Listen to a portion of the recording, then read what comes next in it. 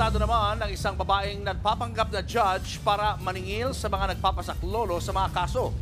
Huli rin ang kasabot niyang senior citizen na tumatayong middleman sa mga transaksyon. Nasa frontline ng balitang yan si Elaine Fulencio.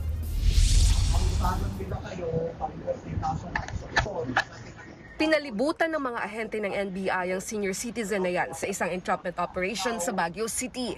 Yan ay matapos siyang ireklamo ng pangingikil. Sa investigasyon, lumapit daw ang akusado sa mag-asawang natalo sa kasong may kinalaman sa lupa at nagsabing may kakilala siyang judge. Tutulungan daw sila ng judge pero kailangang magbayad ng 200,000 pesos. Sinabi ko sa kanila na may kakilala ko siyang judge na may malakas ang communication niya at maraming kakilala dun sa Court of Appeals or sa Supreme Court. Siya na ang bahala para ilakad yung appeal case nila in order for them to obtain a favorable decision sa appeal nila.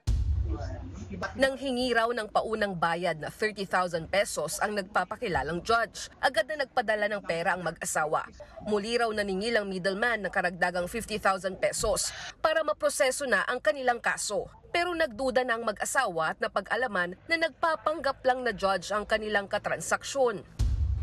Muling nagkasa ng entrapment operation ng NBI at nahuli ang kasabwat ng senior citizen na nagpapakilalang RTC judge. Mangiyak-iyak ang babaeng peking judge ng arestuhin.